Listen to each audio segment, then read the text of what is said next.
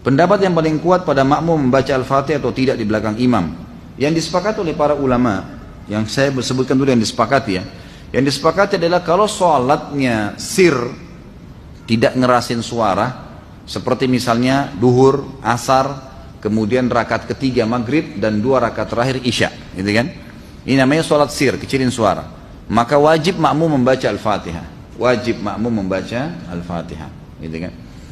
Kecuali dalam keadaan ini khilaf ulama, bagaimana kalau dia baru membaca Ar-Rahmanir Rahim, Maliki Yaumiddin, imamnya Allahu Akbar ruku. Apa yang dia harus lakukan? Jumhur ulama mengatakan ikuti imam. Karena dia sudah berijtihad, dia sudah baca, gitu kan? Tapi tidak selesai. Sama dengan orang masbuk, baru Allahu Akbar, imamnya kita baru baca 2 Al-Fatihah sudah ruku. Apa yang harus kita lakukan? Jumhur mengatakan ruku saja. Imam Syafi'i mengatakan tidak, harus dia baca. Nggak bisa. Dan dia boleh ketinggalan untuk mengejar Al-Fatihah sampai 3 gerakan. Kalau dalam madhab Syafi'iyah, gitu kan?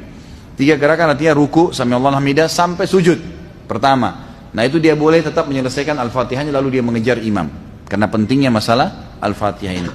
Tapi kalau sholatnya jahar, ngerasin suara, subuh, 2 rakaat pertama maghrib, gitu kan? 2 rakaat pertama isya, maka ini hukumnya jumhur mengatakan tidak ada bacaan bagi makmum, kecuali imam memberikan jeda waktu. Beranjak daripada hadis yang sahih bahwasanya Nabi SAW pernah mengatakan waladdallin amin, lalu tiba-tiba sahabat di belakang berlumba-lumba baca Al-Fatihah. Jadi ada suara bergemuruh gitu, sehingga bacaan Nabi SAW, Nabi sendiri terganggu SAW, dan makmum juga tidak konsentrasi dengar bacaan ayatnya beliau. Beliau begitu salam lalu beliau mengatakan mali unazi', kenapa tadi saya diganggu dengan bacaan kalian? Kata perawi hadisnya kalau saya tidak salah Abdullah bin Umar radhiyallahu anhu berkata, mulai semenjak itu saya tidak pernah lagi membaca Al-Fatihah di belakang Nabi SAW kalau sholatnya jahar, kalau sholatnya ngerasin suara gitu.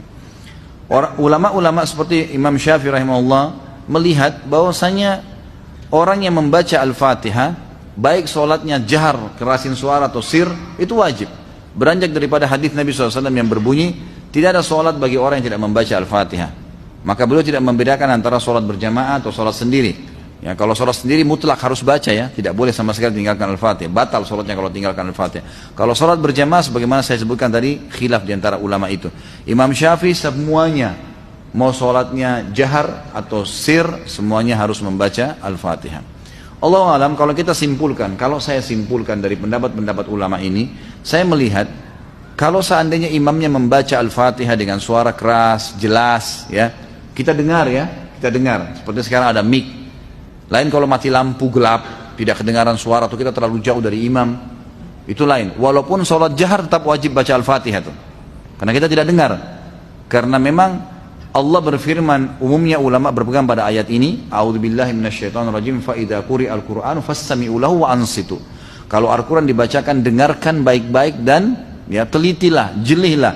Berarti kasusnya adalah kalau dengar. Kalau dengar kita nggak boleh berkata yang lain, gitu kan? Nah, kalau imam sholat jahar, maghrib misalnya, tapi mati lampu, kita di saf ke-5 atau ke-6, ke-7 ke belakang, nggak dengar. Atau sholat di belakang perempuan, nggak dengar sama sekali. Mereka tetap baca Al-Fatihah selama tidak dengar. Tapi kalau mereka dengar Al-Fatihah itu, seperti tadi imam kita Masya Allah membaca misalnya, kita dengar. Dan pada saat mengatakan waladdallin, kemudian semua mengatakan amin. Begitu selesai amin, imamnya baca langsung surah.